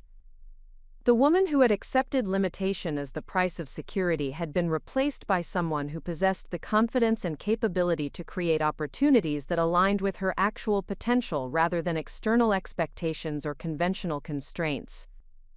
This evolution became apparent when I contacted Sarah Matthews to discuss the future of my consulting arrangement with the firm. Instead of approaching the conversation as a defensive response to potential termination, I positioned it as a strategic discussion about how to structure our relationship for mutual benefit, given the enhanced capabilities I had developed through independent practice. Sarah, I understand the partners have concerns about the precedent implications of our current arrangement. I began during our meeting the following Monday. I would like to propose a modified relationship structure that addresses those concerns, while providing the firm with access to specialized expertise that could enhance your competitive positioning in growth markets. The proposal I presented reflected sophisticated understanding of organizational dynamics and strategic positioning that had developed through my experience managing complex stakeholder relationships during the previous 8 weeks. Instead of requesting accommodation or defending my current arrangement, I offered solutions that would advance Morrison, Sterling & Associates' business objectives while creating optimal conditions for my continued professional development. The creative industry consulting expertise I have developed represents substantial market opportunity that traditional consulting firms have difficulty accessing effectively. I continued. I propose transitioning to a preferred vendor relationship where Morrison, Sterling & Associates would receive priority access to my specialized services for projects requiring creative industry knowledge, while I would develop independent practice capabilities that complement rather than compete with your core service offerings. The restructured relationship I outlined would eliminate the organizational complications that concerned senior partners while maintaining collaborative opportunities that benefited both parties. The arrangement would position me as an external specialist rather than a hybrid employee, which would enhance rather than diminish the firm's positioning with clients who valued access to diverse expertise networks. Sarah's response revealed that my approach had successfully reframed the conversation from personnel management to strategic partnership development. Isabella, this proposal demonstrates exactly the kind of strategic thinking that makes me confident about your potential for independent success. The partnership structure you have outlined would address our internal concerns while providing access to capabilities that could differentiate our service offerings in competitive situations. The successful negotiation of this transition demonstrated capabilities that extended far beyond consulting expertise to encompass relationship management, strategic communication, and collaborative problem-solving skills that would prove valuable throughout my career development. The experience had transformed a potential setback into an opportunity for enhanced professional positioning and expanded business development possibilities. The transformation process accelerated when I applied similar strategic thinking to address the client acquisition challenges that had seemed so overwhelming during my crisis of confidence. Instead of viewing the loss of Creative Dynamics Studio as evidence of fundamental problems with my business model, I used their departure as motivation to develop more sophisticated client relationship management systems that would provide early warning of potential issues and proactive solutions for cash flow challenges. The enhanced client service approach included quarterly business reviews that identified emerging challenges before they became critical problems, flexible payment arrangements that accommodated the seasonal revenue patterns common in creative industries, and performance measurement systems that demonstrated concrete value for consulting investments in ways that clients could easily understand and appreciate. The systematic improvements to my service delivery model attracted attention from potential clients who had been hesitant to engage consulting services due to concerns about cost justification and implementation complexity. The enhanced approach addressed their specific reservations while providing superior value compared to competitors who offered generic business coaching or template-based solutions. Within 3 weeks of implementing these improvements, I had secured consulting agreements with 2 established photography studios and a graphic design firm that represented more stable revenue than Creative Dynamics Studio had provided. The new clients were attracted specifically by the sophisticated service delivery model that demonstrated understanding of their industry challenges and provided concrete solutions rather than theoretical guidance. The business development success confirmed that the challenges I had faced were normal aspects of practice development rather than indicators of fundamental deficiencies in my capabilities or market assessment. The experience had provided valuable education about client relationship management that improved my service delivery while strengthening my competitive positioning within the creative industry consulting segment. The personal transformation that accompanied these professional developments involved fundamental changes in how I understood my own capabilities and potential for continued growth. The woman who had discovered David's betrayal 10 weeks earlier had possessed theoretical knowledge about business strategy and analytical frameworks. The individual who had successfully navigated complex challenges while building a consulting practice had developed practical expertise in leadership, relationship management, and strategic problem-solving that would provide competitive advantages throughout her career. The most significant aspect of this transformation involved the recognition that external validation was less important than internal confidence based on demonstrated results and continuous skill development. The approval of former colleagues, the support of family members, and the recognition of established professionals were valuable but not essential for continued success and personal fulfillment. The independence that resulted from this realization created space for pursuing opportunities that aligned with my vision and values, rather than seeking arrangements that would satisfy external expectations or conventional definitions of professional achievement. The transformation had eliminated the psychological constraints that had previously limited my willingness to pursue challenging goals or accept risks that were proportionate to potential rewards. As I reflected on the journey from devastated bride to confident entrepreneur, the most striking realization was that David's betrayal had not destroyed my future, but had revealed a future that was far more promising than anything I could have achieved, while remaining constrained by his limitations and expectations. The woman who had walked into that hotel suite 10 weeks earlier had been settling for a fraction of her potential, while the individual who had emerged from this transformation possessed both the capabilities and the confidence necessary to achieve extraordinary success according to her own standards and vision. 3 months after my transformation began, the success of my independent consulting practice had attracted attention that extended far beyond the creative professional community I had initially targeted. The strategic positioning and service delivery model I had developed were generating results that established my reputation as a specialist capable of addressing complex business challenges across multiple industry segments. However, this growing recognition also created competitive pressures and organizational dynamics that would test my ability to scale my practice while maintaining the quality standards that had enabled my initial success. The first indication of these emerging challenges came through Jennifer Walsh, the marketing consultant who had positioned herself as a competitor in the creative professional market. Her response to my growing client base involved launching a targeted campaign designed to undermine my credibility by questioning the qualifications and experience that supported my premium pricing structure. The attack was sophisticated and strategic, focusing on areas where she perceived potential vulnerabilities in my positioning. Jennifer's approach involved circulating information through industry networks, suggesting that my consulting services were overpriced relative to the value provided, particularly given my recent entry into independent practice. She emphasized her 15 years of experience serving small businesses compared to my transition from traditional employment, positioning herself as the established professional while characterizing me as an inexperienced newcomer attempting to exploit market opportunities through aggressive marketing rather than proven expertise. The competitive pressure was intensified by her strategic use of client testimonials and case studies that highlighted cost savings and practical results, rather than the strategic analysis and long-term business development that distinguished my service offerings. Her positioning was designed to appeal to creative professionals who prioritized immediate financial benefits over comprehensive strategic guidance, effectively segmenting the market in ways that could limit my access to potential clients who were focused primarily on cost reduction rather than growth acceleration. The challenge required developing counter-strategies that demonstrated the superior value of my approach, without appearing defensive or reactive to her competitive positioning. The solution involved enhancing my documentation of client results to include both immediate financial impacts and long-term strategic benefits that justified premium pricing through measurable return on investment calculations. The second major challenge emerged from within my existing client base as several successful consulting engagements generated demands for expanded services that exceeded my current capacity and expertise. The photography studios and design firms that had achieved significant improvements through my strategic guidance began requesting additional support, including staff training, technology implementation, and operational optimization that required specialized knowledge I had not yet developed.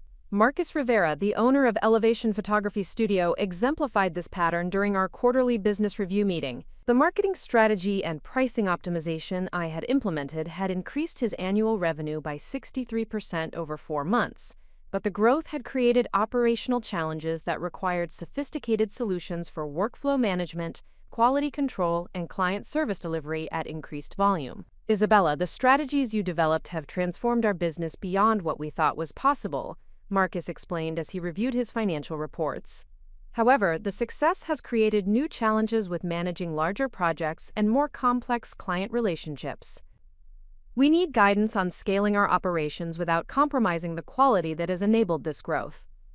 The expansion requests from multiple clients represented significant business development opportunities, but also created capacity constraints that could affect my ability to serve existing clients at the level of quality they had come to expect. The challenge involved determining which additional services aligned with my core competencies, while identifying areas where I should refer clients to other specialists, rather than attempting to provide guidance outside my areas of expertise. The solution required developing strategic partnerships with operational consultants, technology specialists, and training professionals who could provide implementation support for my strategic recommendations without diluting my focus on the analytical and planning activities that represented my highest value contribution. These collaborative relationships would enable comprehensive client service while maintaining my positioning as a strategic advisor rather than an implementation specialist. The third challenge involved scaling pressures that resulted from my success in establishing credibility within the Morrison Sterling & Associates network. Senior partners had begun referring potential clients to me for creative industry consulting projects that exceeded my current capacity, while requiring levels of project management and team coordination that I had not previously managed independently. The referrals represented substantial revenue opportunities but also created expectations for service delivery that would require significant expansion of my operational infrastructure. The projects involved multiple stakeholders, complex approval processes, and deliverable requirements that demanded more sophisticated project management capabilities than my current practice had developed. David Kim, a senior partner at Morrison Sterling & Associates, presented the most significant of these opportunities during a meeting designed to explore expanded collaboration between my practice and the firm. The project involved developing a comprehensive digital marketing strategy for a network of 12 art galleries across New England, with implementation requirements that would affect hundreds of artists and thousands of potential customers. Isabella, this engagement represents exactly the kind of creative industry expertise that differentiates our service offerings in competitive situations, David explained as he outlined the project's scope and requirements. However, the scale and complexity require project management capabilities and team coordination that exceed what individual consultants typically handle independently. The opportunity would establish my practice as capable of managing large-scale strategic initiatives, while providing the financial foundation for significant business expansion. However, accepting the engagement would require developing organizational capabilities and operational systems that represented a fundamental evolution in my business model, from individual consulting to comprehensive service delivery. The fourth challenge involved personal capacity limitations that were becoming apparent as my client base expanded and project complexity increased. The 70-hour work weeks that had initially seemed manageable during the early stages of practice development were becoming unsustainable as the demands of client service, business development, and administrative management accumulated. The time allocation analysis revealed that my focus on maintaining high-quality service delivery for existing clients was limiting my ability to pursue new business development opportunities that would diversify my revenue base and reduce dependence on any individual client relationship. The situation created a strategic dilemma where short-term client satisfaction requirements were constraining long-term business growth potential. The resolution required developing systems and processes that would enable efficient service delivery while maintaining the personalized attention and strategic insight that distinguished my practice from larger consulting firms. The solution involved creating standardized methodologies for common consulting activities while preserving flexibility for customized analysis and strategic development based on specific client circumstances. The convergence of these various challenges created a strategic inflection point, where I would need to make fundamental decisions about the future direction and growth model for my consulting practice. The success I had achieved during the initial 3 months had validated my market assessment and service delivery approach, but continued growth would require evolution beyond individual consulting toward a more scalable business model. The opportunity involved leveraging my established reputation and proven methodologies to build a consulting practice that could serve larger clients and more complex projects, while maintaining the specialized expertise and personalized service that had enabled my initial success. The challenge required developing organizational capabilities and strategic partnerships that would enable growth without compromising the quality standards that had differentiated my practice within competitive markets. The decision-making process involved evaluating multiple growth strategies that ranged from maintaining current practice scale while maximizing profitability to pursuing aggressive expansion that would establish regional market leadership in creative industry consulting. Each alternative required different investments in infrastructure, staffing, and market development, while creating different risk profiles and potential returns. The analysis revealed that moderate expansion focused on strategic partnerships and selective service enhancement would provide optimal balance between growth opportunity and operational risk. This approach would enable me to accept larger engagements while maintaining focus on the analytical and strategic activities that represented my core competencies and highest value contribution. The partnership development strategy involved identifying complementary service providers who could handle implementation and operational support while I focused on strategic analysis and client relationship management. These collaborative relationships would enable comprehensive service delivery without requiring significant investment in capabilities outside my areas of expertise. The enhanced service offerings would include strategic planning facilitation, market analysis and competitive positioning, and performance measurement systems that addressed the most common expansion requirements from existing clients. These additions would provide natural growth opportunities while maintaining alignment with my consulting expertise and business development experience. The capacity management approach involved developing standardized processes and analytical frameworks that would enable efficient service delivery while preserving the customized strategic insight that clients valued most highly. The systematization would reduce the time required for routine analytical tasks while enhancing the quality and consistency of strategic recommendations across different client engagements. As I prepared to implement these expansion strategies, the most significant realization was that the challenges I was facing represented the natural evolution of successful business development, rather than problems that threatened my practice viability. The competitive pressures, capacity constraints, and growth opportunities were indicators that my transformation from devastated bride to successful entrepreneur had created substantial value that merited continued investment and strategic development. The gathering storm was not a threat to my achievement but rather evidence that my consulting practice had reached a level of success that warranted more sophisticated business planning and operational management. The woman who had discovered David's betrayal 3 months earlier could never have imagined managing the complex challenges and opportunities that were now demanding her attention and strategic thinking capabilities. The ultimate test of my transformation arrived in the form of an opportunity that would either establish my consulting practice as a regional leader in creative industry strategic development or reveal that my growth had exceeded my actual capabilities. The New England Arts Consortium had issued a request for proposals to develop a comprehensive digital marketing and business development strategy for their network of 47 member organizations, ranging from individual artists to major cultural institutions, with annual budgets exceeding $2 million. The project scope encompassed strategic analysis for diverse creative enterprises, development of standardized business development frameworks that could be customized for different organizational types, implementation of digital marketing systems across multiple platforms and audiences, and creation of measurement protocols that would enable ongoing optimization and performance evaluation. The engagement timeline required completion of all deliverables within 6 months, with quarterly progress reviews and stakeholder presentations that would involve senior executives from participating organizations. The financial value of the consortium contract exceeded the combined revenue from all my previous consulting engagements, representing the kind of transformational opportunity that could elevate my practice to an entirely different level of market recognition and operational scale. However, the complexity and visibility of the project also created risk exposure that could damage my professional reputation if execution failed to meet the sophisticated expectations of established cultural institutions. The proposal development process required demonstrating capabilities that extended far beyond my previous client engagements while competing against consulting firms with decades of experience serving nonprofit organizations and cultural institutions. The evaluation criteria emphasized both strategic expertise and operational capacity, requiring evidence that my practice could deliver comprehensive solutions for complex multi-stakeholder environments. The strategic analysis component demanded sophisticated understanding of nonprofit business models, funding mechanisms unique to cultural organizations, audience development strategies for diverse artistic disciplines, and regulatory compliance requirements that affected charitable institutions. These specialized knowledge areas had not been necessary for my previous work with individual creative professionals and small commercial studios.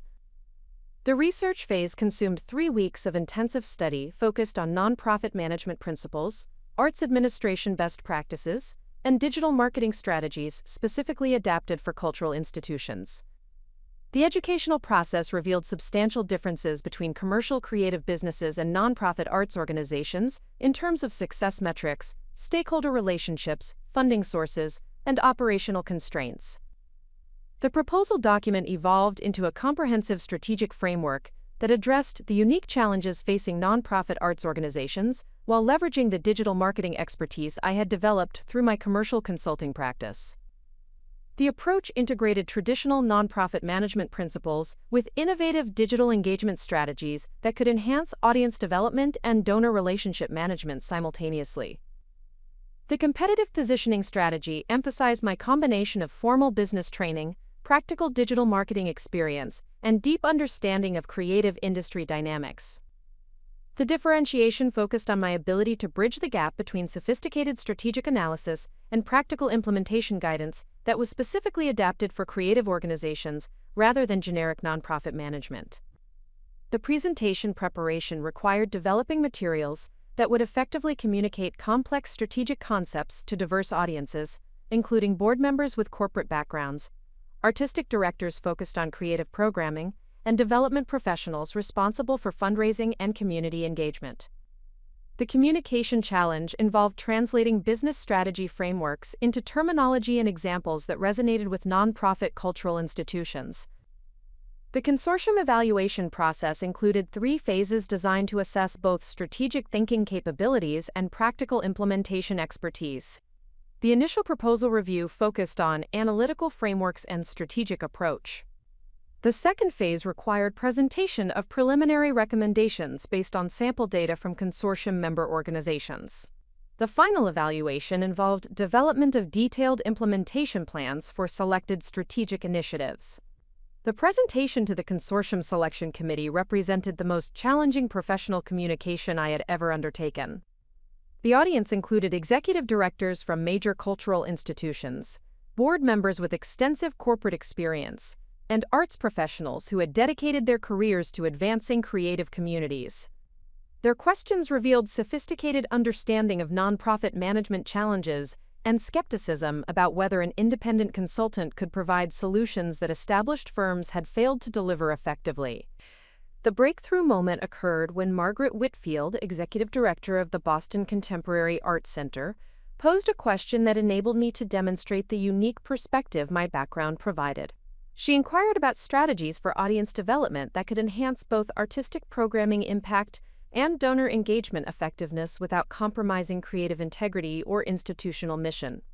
The response I provided drew upon my experience working with individual artists who faced similar challenges in balancing creative vision with commercial viability. The framework I outlined addressed audience development through authentic storytelling that enhanced rather than compromised artistic programming, while creating emotional connections that supported both attendance and financial contributions. The strategic approach involved developing narrative frameworks that enabled cultural institutions to communicate their artistic impact in ways that resonated with diverse audience segments.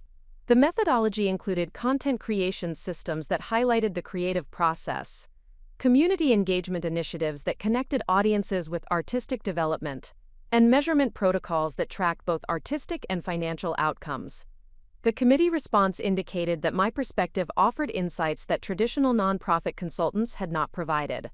The combination of business strategy expertise and practical understanding of creative processes enabled recommendations that addressed both operational efficiency and artistic effectiveness in ways that served institutional mission rather than simply improving financial performance. The second phase evaluation required developing sample recommendations for 3 consortium member organizations with distinctly different characteristics and challenges. The diversity test assessed my ability to adapt strategic frameworks to serve organizations ranging from individual artist studios to established institutions with complex stakeholder relationships and substantial operational requirements.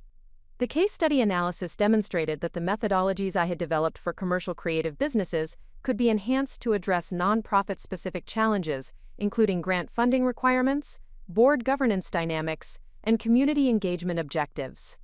The adaptations maintained focus on strategic business development while incorporating mission-driven success metrics and stakeholder considerations unique to cultural institutions. The implementation planning phase required developing operational timelines and resource allocation strategies that would enable effective execution across 47 diverse organizations simultaneously. The logistical challenge involved creating standardized processes that could accommodate significant variation in organizational capacity, technical infrastructure, and staff availability. The solution involved developing a tiered implementation approach that provided basic strategic frameworks for all consortium members, while offering enhanced consulting support for organizations with greater capacity and more complex requirements. The methodology included group training sessions for common challenges, individual consultation for specialized needs, and peer networking opportunities that would enable organizations to share experiences and solutions. The project management framework incorporated lessons learned from my experience scaling individual consulting practice to serve multiple clients simultaneously. The approach emphasized clear communication protocols, systematic progress tracking, and flexible adaptation to emerging challenges, while maintaining consistent quality standards across all consortium member engagements. The final presentation to the consortium board represented the culmination of 6 weeks of intensive preparation and strategic development. The proposal I presented addressed every aspect of their requirements, while demonstrating understanding of nonprofit management principles and cultural institution dynamics that exceeded their expectations for an independent consultant with limited nonprofit experience. The strategic framework received unanimous approval from the Consortium Selection Committee, with particular recognition for the innovative approach to integrating digital marketing strategies with mission-driven programming objectives. The implementation methodology was praised for balancing standardization with customization in ways that would serve diverse organizational needs while maintaining efficient project management.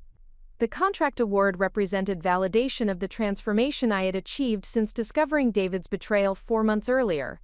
The woman who had tolerated systematic underutilization in her personal and professional relationships had successfully competed against established consulting firms to secure the most significant engagement in her career. The consortium project would require capabilities that had not existed when I launched my independent practice, but the skills I had developed through managing complex client relationships and scaling service delivery provided the foundation necessary for success.